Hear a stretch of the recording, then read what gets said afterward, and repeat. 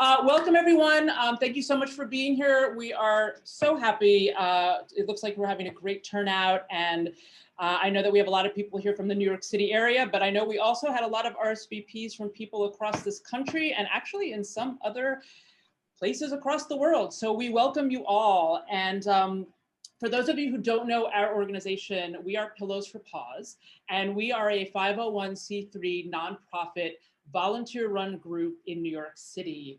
And our mission is focused on our city shelter system, which is called Animal Care Centers of New York City, or what we refer to as ACC. And our mission is to provide beds, toys, and treats to shelter cats, dogs, rabbits, and guinea pigs on a monthly basis.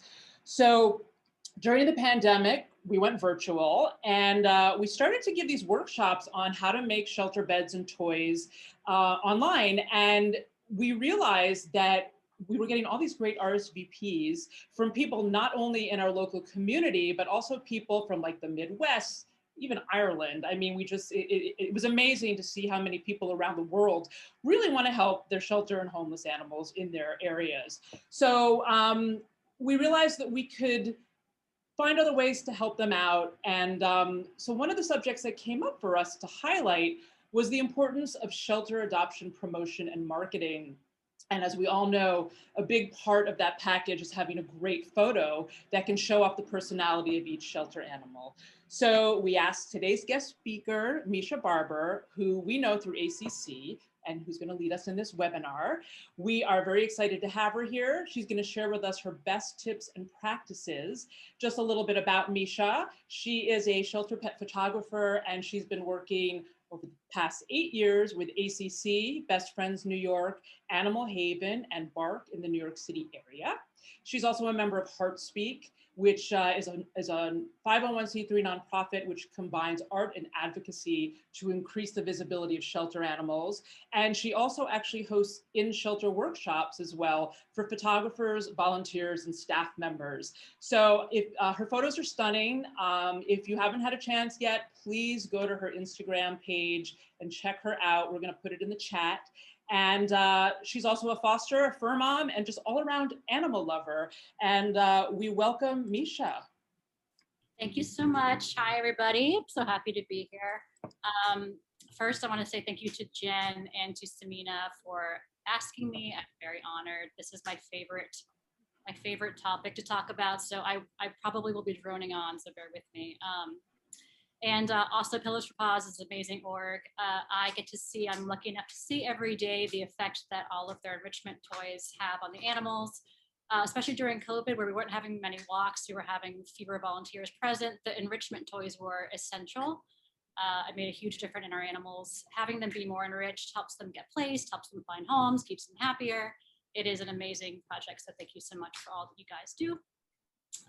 Okay, let's get started.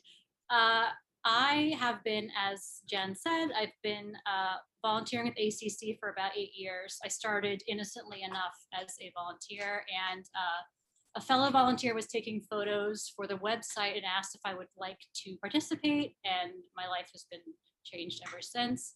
I have since become very passionate about the project and the concept of the power of potential is what I usually call it, where what can we do to get these animals be clicked on a website, and what can we get them, how do we get them noticed with a sea of animals? So I will start with that. I'm also not the best Zoomer, so please bear with me on that as well. Okay. Can you see the screen? Oh.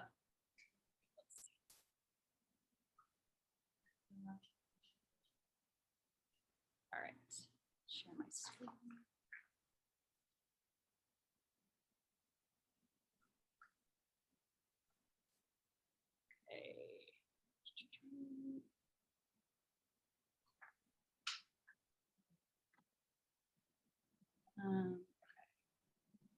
You okay, Misha? I think so, yeah. I'm just trying to get this up.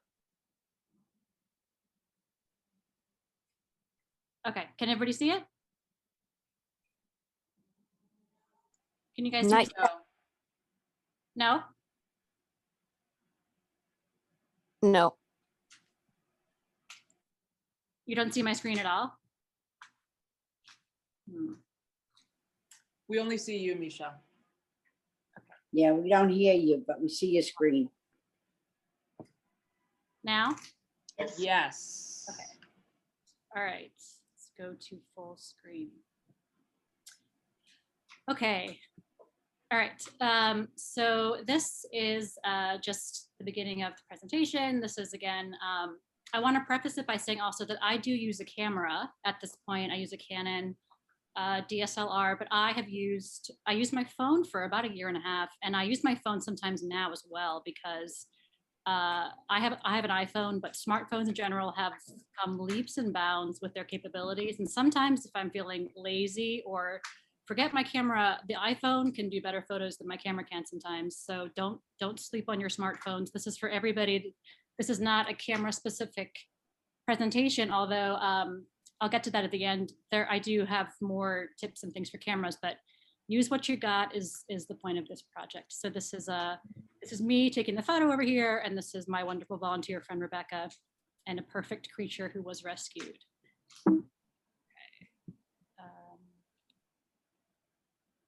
All right, this is just some of my photos. This is an intro. Like I said, I've been doing this for about 8 years. I do create content for the website and then social media, and then some special projects as well. For the website, I do videos, photos, and bios.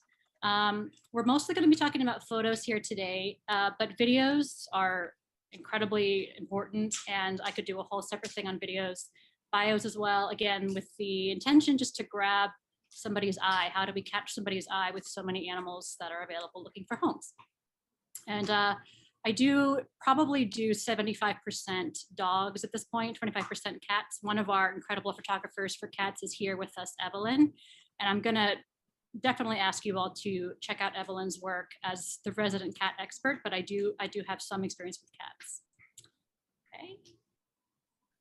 All right, so the ASPCA estimates there are about 6 million companion animals meaning dogs, cats, and rabbits, and also some hamsters, entering the shelter system every year. The goal is to get them into loving homes, but most organizations do have a preference for direct adoption. That's great for numbers, it's great for the animal, it's just definitely a preference. Fostering, of course, is hugely important. But even fostering and even rescues, all those entities they need something to catch their eye. They need something to get them interested in the animal. So that is a lot of pets. They are all vying for our attention. And what do we do to get them the spotlight that they deserve? So here's some examples of, I just pulled a random Pet Finder screenshot. Pet Finder is hugely popular. If you see any of these popular TikTok videos or social media, a lot of people find their pets through Pet Finder. They just do a general search, put in the city, and a bunch of organizations pop up. I have Maricopa down there. It's a great organization. And then my special heart organization, ACC, on the left here. That is our app. If you don't have the app, please get it. It is amazing and it's real time. And it is ACC going one step further to make finding their new best friend even easier. But this is a lot of faces, a lot of beautiful, cute faces, all of them smiling or in their bandanas, looking for homes. And how, if someone's looking at this, if they pull up a page like this or pull up Pet Finder like this, how do we get Kingsley, Pepper, Chase, Toby, Daisy? How do we get them? Some of them just have the A numbers. I know out in Los Angeles, for example, they have a lot of those animals just have A numbers. They don't even have names. They are not getting beautiful photos. They're getting their intake photo and that's it. So how do we get these animals to stand out? And we start with the intake photo.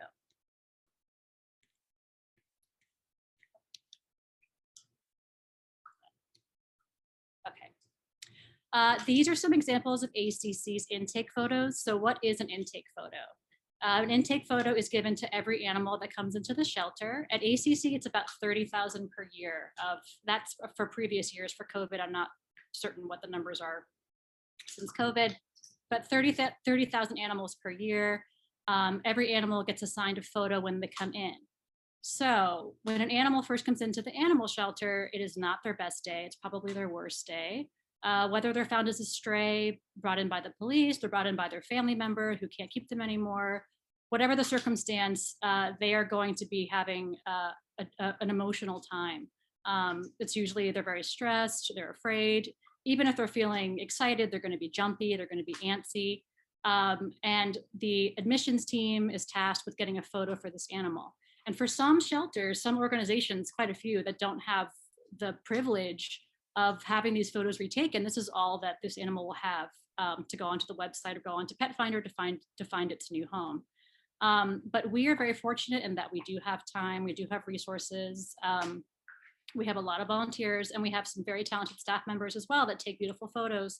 So most of our animals do have a photo for the website that replaces this intake photo. And the reason to replace the intake photo is, again, because the animal is stressed. As you can see, these guys, I mean, I can look at these guys and see the potential. I can see that these are wonderful family pets, but we can get them looking even cuter and get them looking even better for their homes. Also, they're usually taken indoors. So it's right when the animal comes in, they do an intake process, then the photo is taken. So it's often indoors, not the best lighting. For the cats, it's especially challenging. A lot of the cats are taken in their carrier or in their cubbies. Sometimes they're behind we have one that's behind the actual door of the carrier. Those cats are not looking their best. Those cats are very afraid. So we can do much better in terms of getting them marketed. So my favorite thing to do, my favorite moment is when we do get a new photo of one of our pets and we get to replace it. And so I'm going to show you some of those. I call them before and afters. So I'll show you some before and afters next. So this is Hennessy. This is from a few years ago. And this is one of my favorite intake photos for different reasons. So this is what Hennessy had for some time for her first few days with us. I describe what an intake photo is. Sometimes if the process of intake is too rushed or it's chaotic, then the animal needs to get their photo taken when they're in their kennel. So something like this, they're not going to be feeling very comfortable. It's not ideal setting, of course. It's at a kennel, it's kind of dark, it's kind of shadowy. So this is what Hennessy has as her photo. Now, the goal, I should have mentioned this at the very beginning, the goal of any of the photos is not only to get them noticed, but then to help the person visualize this pet in their home. So how do we get somebody to visualize this pet as theirs? And so this is Hennessy's first photo, and this is her replacement. So this is what we ended up having for Hennessy next. Hennessy ended up being a very smiley, sweet, playful, lovely girl. And we were able to capture that about her with a few days of time going by and getting her outside in the grass and getting her feeling her best. I should say, a lot of my time is spent at Manhattan ACC. I also do go to Brooklyn. In Manhattan, we have the extreme luxury of a backyard that has some nice bright green, it is fake, but some grass there. And that is hugely helpful in the photos and videos. Although I will talk about how if you don't have that, you can still have plenty of beautiful backgrounds. But Hennessy loved the yard, and she was eventually rescued thanks to her photos and videos and her being a lovely creature. This is a before, this is a side by side. Again, it looks like a different pet, but it is not the same Hennessy. And could just look at her and smile all day. She's the cutest. All right, another example, this is Simba. I'm going to definitely drop in some current adoptables in case anybody's looking to add to their group. This is Simba. He is with us right now. He is the sweetest. He's truly a favorite. This is his intake photo. Pretty good. He looks really cute. He's a teeny tiny guy, but we can do a little bit better. So this is Simba's next photo. I'm going to talk about all these different things, but I'm going to talk about lighting and also the use of props and things like bow ties and costumes as we go along, and also perspective. But this is Simba's side by side. So before and after. This is another of our current adoptables. Her name is Adri. She is a very sweet. She's about 5 years old. This is what she came in with. She was very, very shy, very shut down, and did not want to leave her kennel. But with some coaxing and lots of snacks, we got her something a little bit better. This is Adri today. Again, I'll talk about the bow ties and things like that, but just a pretty big difference. And one is going to stand out more than the other, one of these two photos. So that's what we're going to talk about today. Oh, we got some cats. Again, please visit Evelyn. She's here. Evelyn's photos. Evelyn is the cat master. I'm a mere apprentice. But these are some of my cats that I've done. These are some intakes. And cats, if a cat is feeling uncomfortable, it's going to be definitely tricky to get eye contact. And of course, we want our cats to be showing us their finest attribute, which is their eyes. So this is the before, and then these are the afters. This cat is Pickle Toes. I could do a whole thing on names as well. Names make a huge difference in getting them noticed, but Pickle Toes is one of my favorite cats of all time. He was adopted, this is a few years ago. But again, these are the before and afters. Okay, so the key to taking a great photo, if you have nothing else, you have your phone or your camera, of course, but other than that, you have nothing else. If you have treats and toys and can make lots of noises and get their attention, you're gonna get a great photo. And that's really all it takes. I am no magician, that's all you need. This over here, the Looky Looky, is, I got this actually through Heartspeak, and it is one of my favorite things ever. It hangs around your neck, and these are different crazy sounds. It's a squeaker, this makes a duck noise, it's a whistle, and it never fails to grab attention from a pet. This is dogs, because cats do not like this. This is for dogs. For cats, get any like kind of wand, crinkly paper, just the classic anything like that really works well for a cat. And then treats. We have a saying, we say pay the model. So for most dogs are very treat motivated. They will do a lot of things for a treat, like sit and turn their heads and things. So just make sure to pay the model afterwards. Squeaky toys. It's also a great use for, I have a lot of destroyed stuffy toys that have squeakies in them that have since been disembodied. Save those. Those are great to use as noisemakers down the road. And here we have, this is me taking the photo, and my friend Emily, she is helping us get a good photo here. And I'm using one of those disembodied squeakers to hold his attention, and it's working pretty well. So yeah, also, if you make a good cat sound, a good dog sound, any kind of like, what I did this morning, I was over at the shelter and did a gasp, like, things like that. My dogs just looked at that. That is really helpful. Anything to get their attention. I have a funny story about, I'll keep it really short, but we had a photographer come to do a guest photo shoot with us at the shelter, and she's professional. She shoots weddings, and we were very excited to have her come and have a professional come and help our animals. And when she showed up, she had the fanciest camera, fanciest equipment, and it was time to do the photo, and she started saying, hello, look here, hello, hi, like it was a person. And I just laughed so much because the dogs were just like, what the hell is she saying? So yes, noisemakers, lots of things, get their attention. That is key. Okay, second most important tip that I have is to get on their level, meaning on their eye level.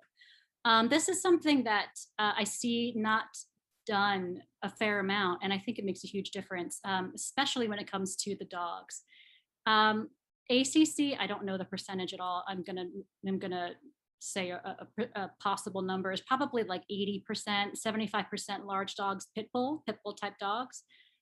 We love them, they are the best. But we're in New York City, and people have a lot of space requirements and spaces at a premium. So something that we like to do is, if a dog is on the smaller side, or even if the dog is very large, to show that to scale. So to make the dog size work to their advantage, or try to not have that be quite so prominent. But a lot of times people I see them shooting downwards. So if you're standing up and you're shooting your phone or your camera down onto the animal, that makes them look very large, even when they're not. So right here, you can see getting down on eye level with these two dogs, it's a much more intimate looking photo. It lets the viewer look into the dog's eyes, make eye contact, versus looking down on the animal. And again, this is helping you visualize your pet, how you would look at your own pet. Here's an example from the first slide. This is how I usually take the photo. So I'm on their level. I try not to sit down on the ground with the big dogs, because you want to be able to get up quickly if you have to, but just get on their level. This photo here, this is Chumper. He's since been rescued.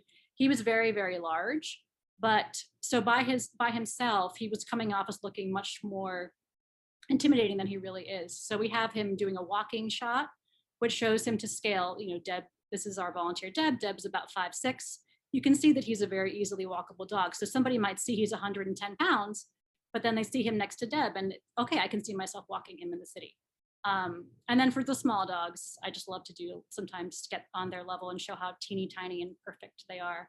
And these guys have all since been placed, so they all did find their homes. All right, dress to impress. I love this topic. So again, bearing in mind, what do we do to make them stand out? And sometimes that's as simple as putting something on them, putting a piece of clothing or something that grabs attention. One thing that I'll say is a big thing people do end up asking when they make inquiries is the dog male or female? Sometimes that really matters. If you have 2 female dogs, you want a male dog, et cetera. So what you want to do, what I try to do at least, is to answer as many questions in the photo as possible. So if I have a boy dog like Gelato here, Gelato is available right now, I'm going to put him in a bow tie just so that somebody can look and they can say that's probably a boy dog. And then here we have Rosie. Rosie's currently in foster. She is available. I put a flower on Rosie, both because her name is Rosie and because she's a female dog. Someone can look at the photo and they immediately will think that's a female dog. Just a question that's answered. I love a snood. These are snoods. I got them on Amazon. I have them in every animal. This is the panda. And I have lace here in the panda snood. I use these a lot with the pitties, and this is something that could be a whole different topic, and I've talked about it separately before. But even in New York City, even in today's age, there is a need sometimes to soften the appearance of pit bull type dogs. We want to make them look approachable and cute and sweet, all the things that they really are, silly, playful. And so somebody who maybe is not looking for a pit bull, who has in their mind, they want a golden retriever, or they want a Dalmatian, whatever it is, for these different reasons. And I met a lot of people that say, I'm looking for a dog. And I start to talk and they say, but not a pit bull. And when you really get down to the reason for that, there isn't always a really strong reason for that. It's just a perception. So one thing that I do, and I know a lot of us do that do the photos, we, on top of trying to get individual animals home, we're always trying to change the perception of pit bulls specifically. They are the best animals. If I had a bigger apartment, or my apartment is a BSL apartment, another problem. But if I didn't have that, I would have 3 pit bulls. I adore them. So what are ways how can we change the perception of this amazing breed? And one of the ways is to put them in silly outfits sometimes, and such as lace. So I use these a lot. They're also great for the middle between fall and winter. They're not coats, but they're not, they keep the dogs kind of warm, multi-purpose. And then here we have Scooby. Scooby was rescued, this handsome gentleman. We have some just basic, beautiful, bright colored bandanas to help him stand out, to help him pop out against this gray wall, somebody to notice Scooby.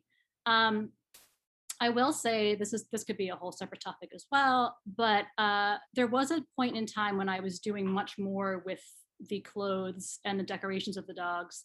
And we do still do things like over the holidays, we'll do a Christmas, we'll do a Santa hat and things like that. I have since moved away from that for a few different reasons. And this is, of course, my opinion, and everybody should do whatever they like. And I think it all works. But my feeling is now more that they should look their best, but still look like them. And we want them to stand out, but not distract from who they are. So, there might be somebody looking at these dogs who would never put their dog in a bow tie, who thinks it's silly, who would never put a bandana on their dog, who thinks it looks dumb or something. So you don't want it to deter that person. So to keep it as blank of a canvas as possible, and just let them stand out and be themselves. So I do a lot less costume type things now, but I do love it. When it's Halloween or Valentine's Day or Christmas, we break out some fun costume stuff. Okay. This is my favorite part. I think I've said that before, but it's all my favorite, is adding friends. So people in the photos, number one best. Nothing brings out an animal's personality than showing them, just letting them do what they do and just sitting back and taking a photo. Again, for pit bull type dogs, for any kind of dog that is ever perceived as being not super friendly or sweet or silly, this is vital. And also vital for that, and then also for any kind of shy pet, a pet who's still withdrawn, who's still opening up. Just having a person in the frame sometimes is hugely helpful, because it makes them feel more comfortable, and it creates an intimacy that maybe they're not ready for. And then of course, if we have some real personality, this is Zeus, who was since rescued. If we have a personality dog, this was a favorite dog with the staff members, we'll have him do something silly and stand out like that. But people in the photos is huge. Not everyone has that luxury. That is a luxury, to have enough staff members or volunteers that you can use people in your photos. I think HeartSpeak recommends ideally 3 people per photo. So a person to interact with the dog, 1 to take the photo, and 1 to hold their attention. That is a true luxury that we don't actually have at this point anymore at ACC, but if you can get somebody in the photos to interact with them, it goes a really long way. And the littles on someone's lap. A lot of people looking for a small dog are going to be looking for a lap dog, so show them on their lap. It's a great way to help market them. These are some more just interactive again. This is Papo. He was a real favorite, and he loved to hold hands and loved to kiss. A lot of pets are going to have a thing like that. They love to, they shake, or they roll over, or they give kisses, or whatever their thing is. Just shoot that, just grab that. And I also will say that take 1,000 photos, take 1,000,000 photos to get one. And that's what I do. I am not an expert by any means. It's all just through practice, and it's also through shooting a lot. So I will spend like half an hour with an animal and just shoot 100 frames, and maybe 2 of them come out to look like this, and that's all you need. You need just 1. So take as many as you need to, spend a lot of time with them, and you'll get a great shot for sure. Cats, we don't always do a lot of interactive photos. Not all cats love to be held or snuggled.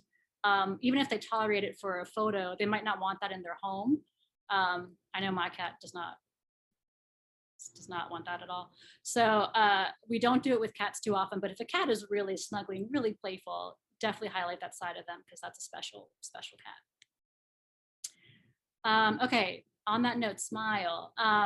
So of course, dogs don't really smile. They are panting, or they are excited, or sometimes they're stressed. I have used many a stress smile for a photo. Take what you can get, but it's just human nature. We like to think of them like they're us, like they're a person. And when people smile, they're happy, and people love happy things. So again, especially, I'm going to just be a broken record, but with the pit bull type dogs, getting a really smiley pit bull, it goes a long way. Any of these wonderful creatures who have all been placed, if any of them were looking very serious, it would be a very different photo. So we love to get smiles. How to get a smile? Not every dog is a smiler. One of my dogs has smiled twice in 10 years, I think. They were both accidents. Smiles, the way that I get a smile, if I really want one, is to get them exercising. So if we're out and we're in the yard, I get them to chase me a little bit. And if it's hot, like right now, this is pure smile season, so we get lots of smiles. But they really go a long way for the photos. If we're ever looking at 5 different photos, and there's a smile picture, we will always put the smile picture on top. People just like to see it. It's never going to change. People love happy animals, so smile. All right, this is about backdrops. So we are in New York City. That's where all of my photography experiences come from. New York City is a chaotic, complicated place to have photo shoots in, especially with a novel animal that you don't know very well, that might not be feeling great, or might be very excited, might be pigeon reactive, cat reactive, person reactive, dog reactive. It is truly an exercise in patience and just finding the right spot. But never let any kind of background deter you, because you can find a beautiful background anywhere. As I said, we do have this beautiful yard at Manhattan ACC right now. But before we had that, it was just asphalt back there. It was just a darker gray asphalt, and we had some cages back there. And I have never loved my photos as much as I loved them back then, because that beautiful gray asphalt, like this, this is a lighter gray. But when you see photographers do photo shoots in studio, they do a gray backdrop a lot of the time because it's a beautiful neutral. Every animal looks beautiful against it. So use what you have. Use your pavement. Use your even. This is an actual parking lot. This is an actual parking spot. I mean, use it. It works. And also, the more you do this stuff too, and this is what I've experienced, is you start to notice things more that you wouldn't have noticed before. So this is just a brick wall that pops up on this kind of not very pretty street in Brooklyn. And I saw this brick wall and thought this would be a great backdrop for this dog. This dog is Dr. Dot. He's since been rescued. Dr. Dot had kind of like a fireman's dog feeling to me, and this looks like a fireman's, backdrop. So just kind of put him next to that, and that's it. It's great. This is Valentine. My favorite season, period, is fall, but I love fall because it creates the best backdrop for photos. What's better than a bunch of fallen leaves? So get them in front of fallen leaves. Leaves also hide a lot of trash and terrible things. So just, I love leaves. And here's some more leaves. This is just a random blue door in Harlem that we found for Anthony here. And just make it work. The backdrops, if you do the photos right, which you will, you get their attention, you have them looking beautiful, no one's gonna be looking at the backdrop. So use what you have. And so what a lot of people might have is no outdoor space at all. Sometimes we have that at Manhattan as well. It's raining, it's snowy, the dogs don't want to go outside. There's something going on outside. The dog is very fearful, doesn't want to go out. And then the cats, of course, are always indoors.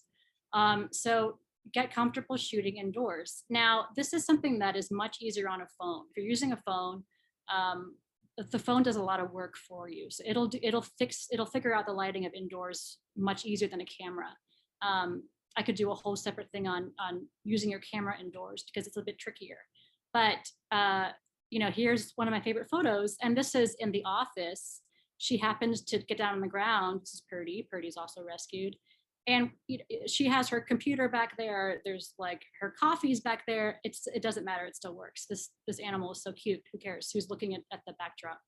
And here, this is Petunia. She was very, very shy. And she actually, in these photos, had put on the brakes for going for a walk. She didn't want to go outside at all. So she was just in the hallway. And so we made it work. Again, having a person there makes it look a bit softer. Putting somebody's hand on her head makes it look interactive. And she's gorgeous, and she got rescued. And then for the cats, this little kitten here, he actually was pretty hissy. He did not want his photo taken, but a hissy kitten, in my experience, I'd rather a hissy kitten than a very friendly kitten. Very friendly kittens they're leaping onto you, and it's hard to take a photo. But a standoffish cat is the preference for a good photo. It's just about, fortunately for us at ACC, the cubbies tend to have, they're white. So you have a nice light background, but we also have these beautiful blankets. We have wonderful toys like From Pillows for Paws that we put in here sometimes, and it creates a nice backdrop. And again, use what you have. These cats are so beautiful. No one's going to be looking at the backdrop, so don't worry about that at all. Okay, this is getting a little bit closer to technical photo taking, but it is important, and it's important with both a phone and a camera. If you have to choose one point of focus when you're taking a photo, make it the eyes. Sometimes both phones and cameras will default, and they choose the nose a lot on pets. I don't know if it's because, phones and cameras are designed to pick up our faces. They're designed with humans in mind. And I don't know if they kind of get confused looking at an animal's face, but a lot of times I see photos where the nose is really in focus. And if you can see in these photos, everything is vaguely out of focus but the eyes, and that's what you really want. Again, for obvious reasons, for both of these creatures have beautiful eyes, but we are drawn to each other's eyes. We're drawn to that connection. If an animal's looking into the camera and you can really see their eyes, that creates a connection for you with that pet. So it's just making them stand out better. And for cats, a cat eyes are just the absolute best. So try to focus on the eyes at all costs if you can. All right. this is again this is more for cameras, but it applies to phones as well. So if we had our ideal day, we could choose our own weather for our photo shoots, and we're going to be outside. The ideal day is like kind of like today in New York City. Today was a great day. I shot this morning. A nice overcast, cloudy day. The opposite of what we want as people, we want for photos. The sun is not our friend. It's not our friend in photos. So, but we can make it work. So if your preference, if you have a totally clear schedule, you can go and you can photograph your dogs on Monday, Tuesday, Wednesday, Thursday, Friday, and Thursday it's cloudy, pick Thursday. It's gonna be save you a lot of time, save you a lot of headaches. You're gonna get much more just naturally beautiful photos on a cloudy day. If you can't do that and you're out on a sunny day, try to find shade. So shade's gonna be your best friend in that case. If you cannot find shade and you're going to be in the shadows, the best thing to do, and always the rule, is to have the sun be at your back. So the sun is coming down over your shoulder and onto the pet. So in this case, this is Cedar. Cedar is also currently available for adoption. It was a very sunny day. We could not avoid any shadows. Fortunately, Cedar is black, and black animals hold light much better. So I got lucky with Cedar's beautiful black coat. But it was very sunny, so I had Cedar face into the sun. I put my back to the sun, and then we shot that way, and it came out pretty well.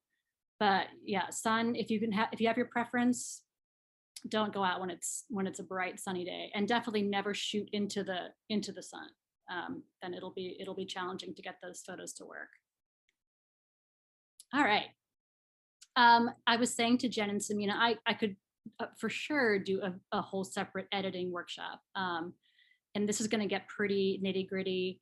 But here's an example of how far edits can really go. Edits can make a huge difference if you happen to, you do shoot into the sun on one day, or my raw right here, I had the settings too dark. It was also snowy, and snow is very tricky. So you might look at this photo and think like, oh no, it's ruined. Now I have no photo. You can make it work. Editing is there really a lot of magic in editing. These were done with Photoshop, but on everyone's smartphone, you probably have in your photo app, you have a lot of presets and options to edit on your phone. And the iPhone specifically, that's the phone that I know best, has gone a long way to almost totally mirroring Photoshop. You can do a lot on your phone that you don't even need any of these apps. But if you do want to use a computer-based, web-based app, PicMonkey and Pixlr, they're both free. PicMonkey especially is very intuitive.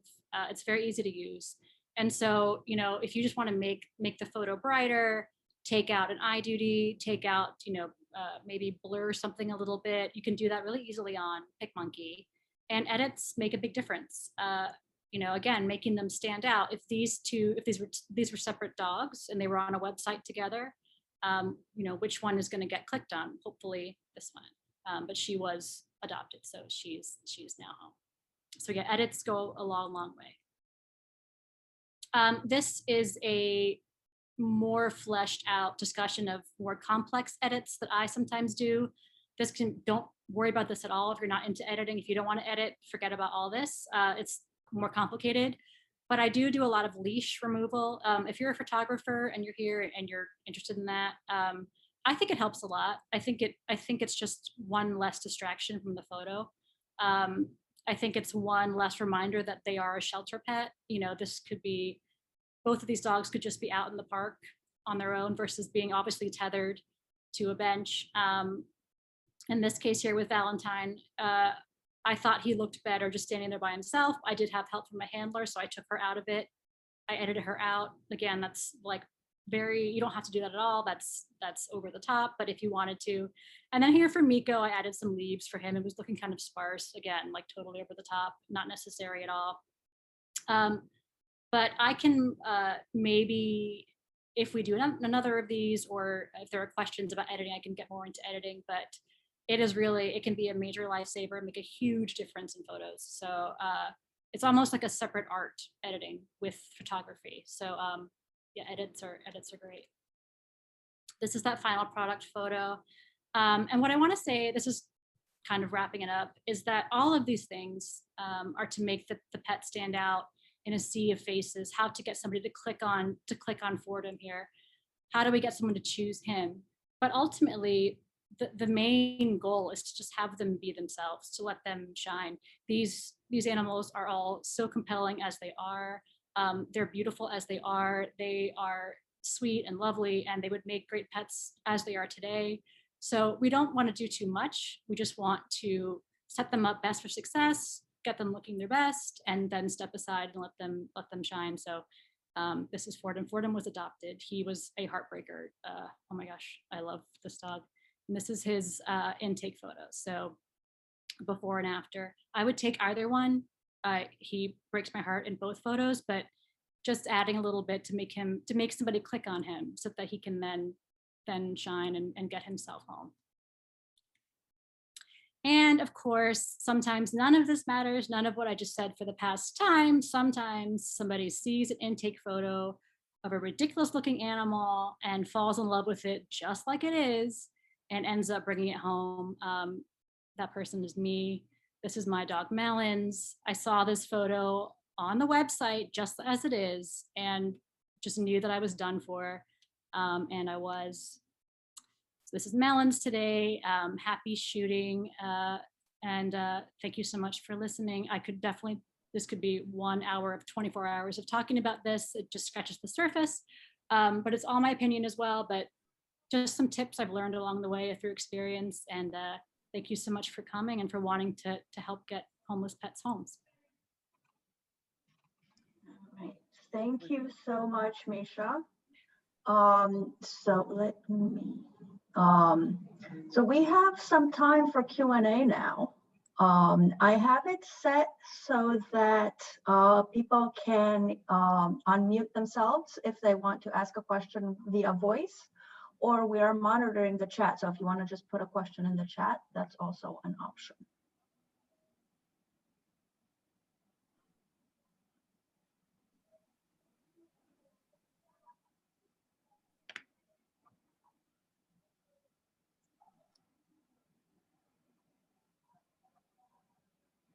Oh, Evelyn? Evelyn, would you mind popping your Instagram handle in the chat? You don't have to if you don't want to. Yes, Evelyn is truly the master of cat photos. I'm so happy that she's here.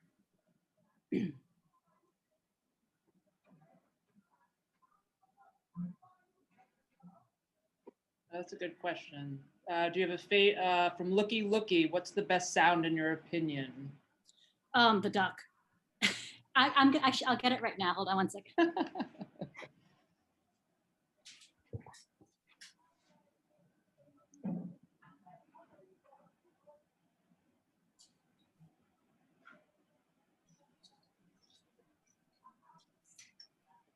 So yes, definitely the duck. This is what it sounds like. And I have had the most stoic, shy, whatever dog do a head tilt for that. I should have said second to smile, the head tilt is the kicker. So if you can get a head tilt and a smile that's gold. Yeah.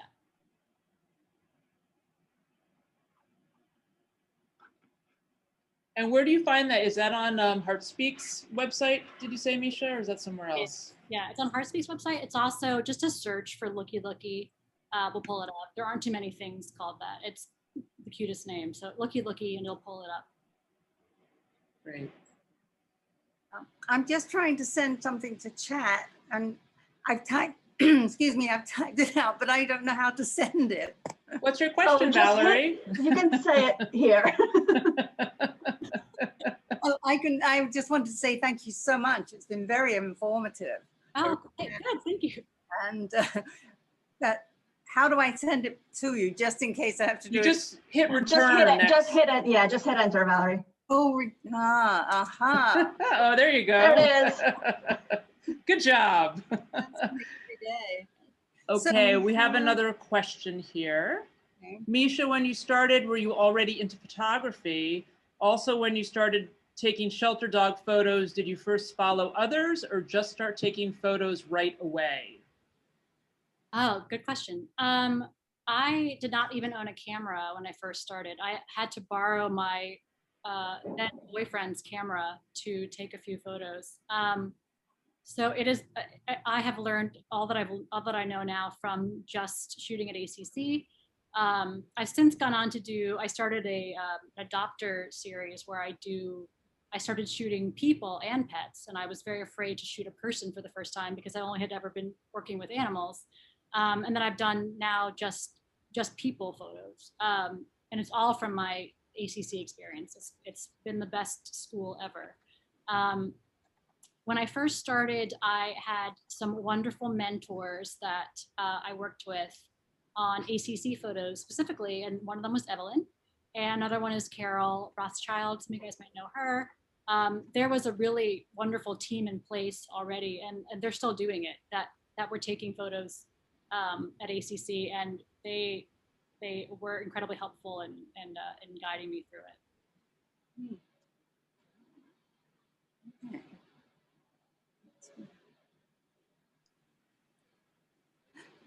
Do you think that shelters do need people to go and be with the animals when people take pictures? Yes, I do. And it's actually something that I don't think everybody knows is an option, is that when you, I think that most shelters do need people to take photos, and that could be with your phone. And also, you know, to help with the photos, as you're saying. So to be the companion person, to be the handler in the photos is hugely helpful. I started a few years ago just openly accosting other volunteers. Like I would see somebody with just walking by and grab them and ask them to help with the photo. Don't be afraid to do that.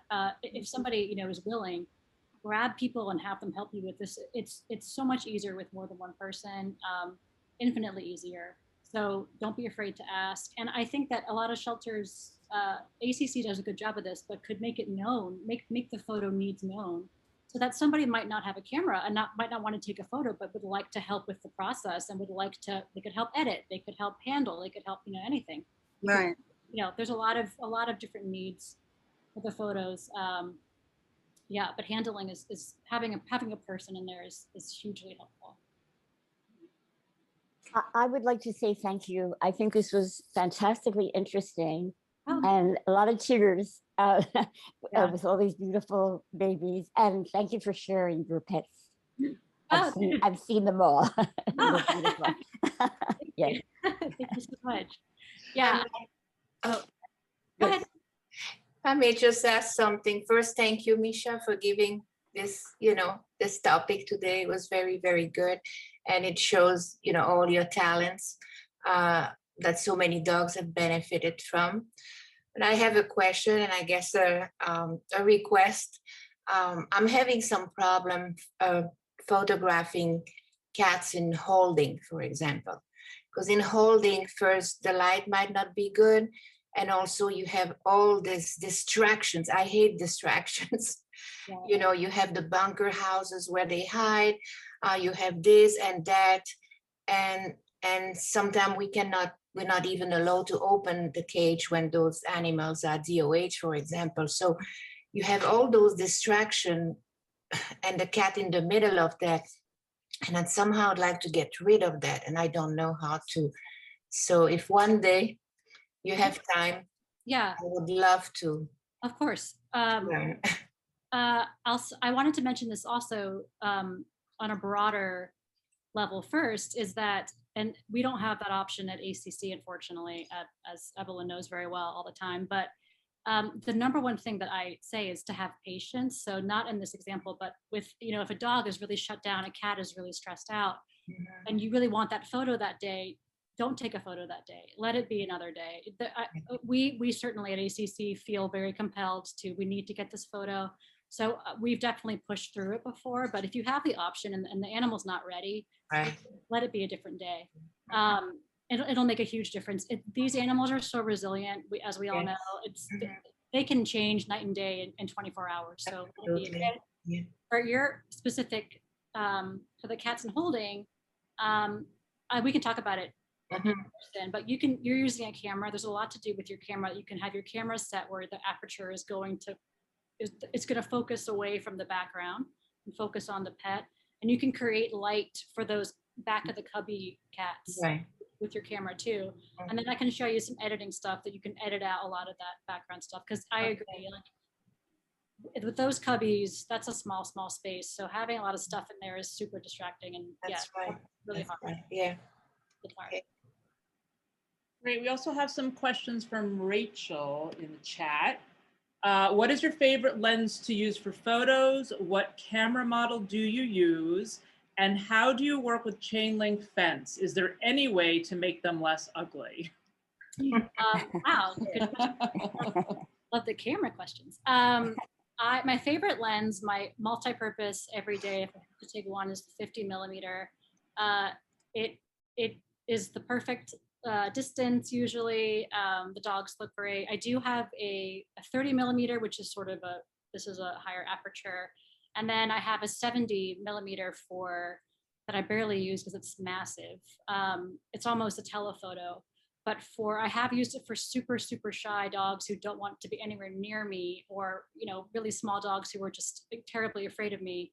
Being able to have a big distance between us is really helpful. The camera model I'm using right now, it's a Canon. I need to look at what it is. It's the 5D or something. I'll look it up. I'll put it in the chat for this particular model. I love it. It's great. It's not super, super fancy. I am always eyeing new equipment though, but it's a great camera. Chain link is really hard, and we have some also very hideous wire fence in the pens at the shelter. And the best thing that I can do for that is to just like get that aperture where that is blurry. Blurry. Because yeah, it's so unattractive. It makes it very clear they're in a shelter. They're obviously beside, they have a fence around them. It's very hard to edit it. It always looks dirty, and it's just hard. So I try to get them far enough away from that and putting the aperture where that's going to be blurry. But yeah, those fences are really hard. No. Okay.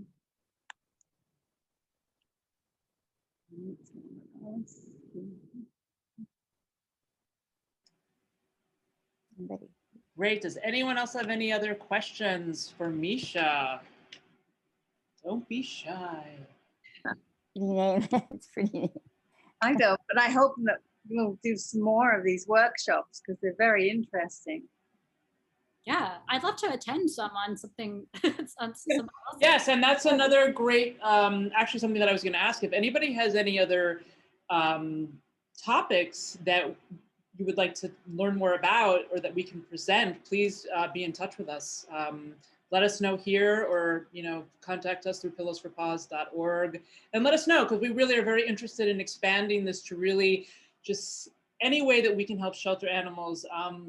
This was amazing. I learned so much, Misha. Thank you so much. And we can certainly talk about moving forward in other different capacities, maybe for bios or editing or whatever moving forward. But if nobody else has any other questions, thank you so much. This was amazing. It was. And you're getting a lot of things in the chat too, Misha. Just thank you. So really, thank you for taking the time on your Saturday to share all of your wonderful knowledge with us. My pleasure. I would want to just leave you guys with one request, which is that, as pet owners, all of you, if a photo impacted your getting your pet, if a photo impacted you guys choosing your cat or dog or whatever, it is so wonderful to let somebody know that.